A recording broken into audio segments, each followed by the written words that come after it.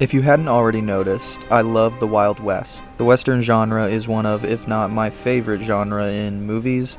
My favorite film, or one of them, is The Good, the Bad, and the Ugly. My favorite filmmaker is Sergio Leone. My favorite composer is Ennio Morricone, and my favorite region of the country that I live in is the American Midwest and Southwest. So you can imagine that the Red Dead Redemption franchise is orgasmic when it comes to satiating my desire for cowboy action. And you'd be right. If my recent channel activity has indicated anything, it's that I do quite enjoy this game, Red Dead Redemption 2 specifically. So today's video is going to be covering some tips and tricks on how to do what I love about this game most, and that is immersing yourself in the world of Red Dead Redemption 2. My first tip for you is walk.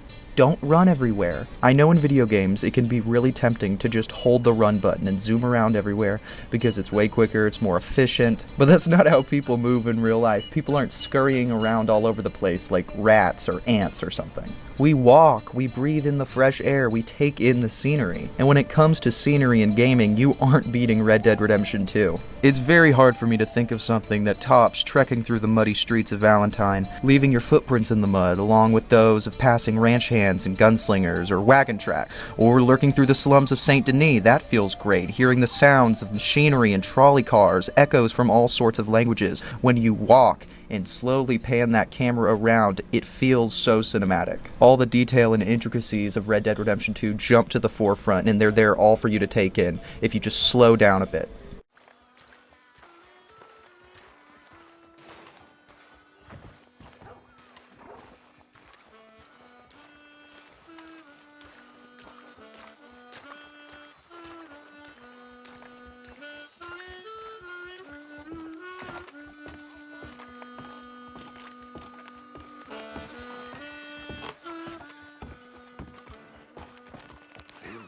Eat me up.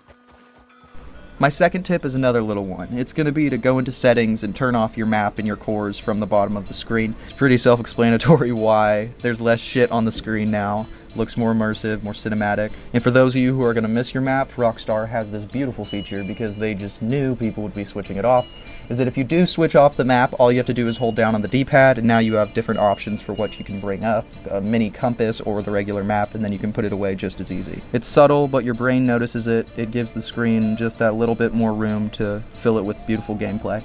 My third tip is going to be, when using the greet and antagonize system in the game, let conversations naturally unfold.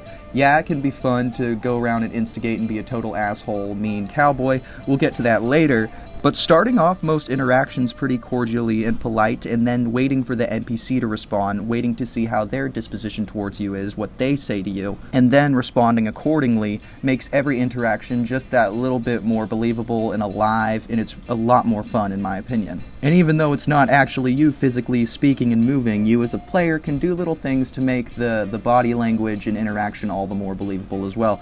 For example, I don't know, maybe a guy's being a jerk, giving you a hard time, and initially you diffuse the situation, but once you've turned around and walk off, you could scoff an insult to him under your breath like someone would do in real life and wait for his reaction.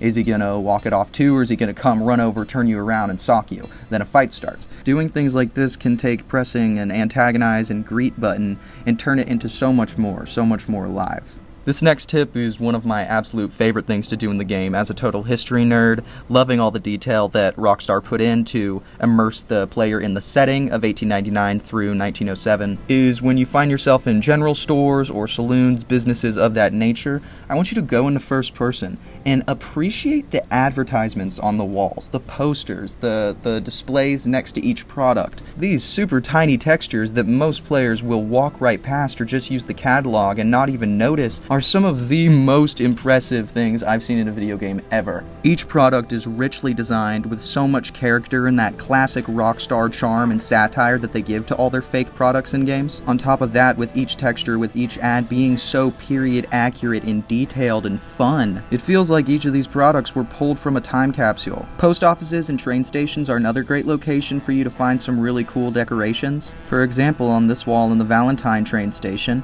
there's a map of the state of New Hanover, but my favorite part is when you look around the map are advertisements for all of the businesses you can find in Valentine. Actually, while we're still on Valentine and talking about the businesses, if you find yourself over in the Valentine Cemetery, or I guess graveyard since it's next to a church, and you read the family names of those gravestones, you'll notice that most of them are the names of businesses in and around Valentine. Callaway, Dalton, Worth, Keene, Malloy. They didn't have to do that. They could just leave them untextured. That's some really impressive shit. This next tip for immersion is spending the night in towns after a day of exploring. So you might be like, what? Don't worry, I'll explain.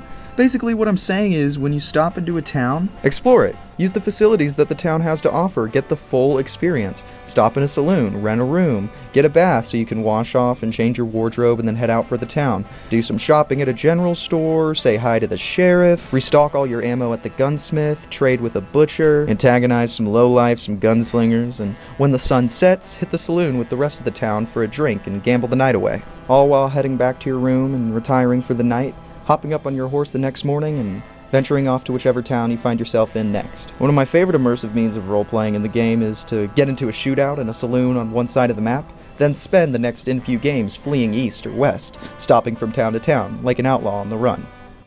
My next tip for immersion is to wear clothes that fit your setting. The game obviously has a hot and cold core where you can get overheated or start to freeze if you're not wearing the right attire for the weather, but I'm more referring to the aesthetic and look of your clothes matching your environment and the people around it. I mean wearing a tailored coat, a dress shirt, and tie into more fancy establishments like the Bastille Saloon in Saint Denis or the Rhodes Parlor House. Go full grit and grime, tough guy outlaw when visiting the Tumbleweed Saloon or trading at Van Horn. And if you're in the epilogue playing as John, make sure you always visit home and stop by Beecher's Hope.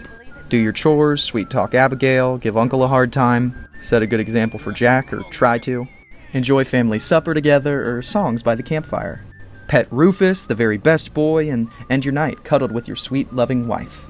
Visiting Beecher's Hope can remind you as a player that you're playing as a person. A made-up fictional person, sure, but he is a character, and a fleshed-out one at that. He has relationships, he has history. It's just a fun touch that, like in the real world, after a day of errands and activities, a video game character has a home to return to, just like us. A tale as old as time, if time were only about 300 years. A saloon, a card game, guns are drawn. The classic formula of alcohol and gambling creates the iconic Western gunfight. The stereotype, the scenario of a duel, and with the mechanics that Red Dead has to offer, the opportunity to recreate this scenario is right before you. There you have it. All I can say further is, think about visiting Van Horn for this scenario. There's no law enforcement or wanted level. Another tip, actually just instigate in general. I know I said earlier let conversations flow, but if you're trying to play the role of a gruff, grumpy and mean gunslinger, then walk around and spam the antagonize button, shove people around, knock them over, get them to pull their guns and start shooting at you only for the policemen to shoot them dead. You can channel that angry dad yelling at Fox News energy by sitting at the bar, pounding beers, and antagonizing anybody who walks past you. It's just fun to be an asshole sometimes. It's so bad that it's good. And so my final tip to you will be, play the role. Roleplay. Play the game as if you're in a certain Western archetype. You're like a Jesse James type outlaw, robbing stagecoaches and robbing trains. Like I said earlier, be an outlaw that's fleeing and on the run, trying to move to the other side of the map. You could be a Lone Ranger type, Western vigilante, hero, Zorro type of guy, you know? Targeting like the gang bandit camps and helping civilians from criminals.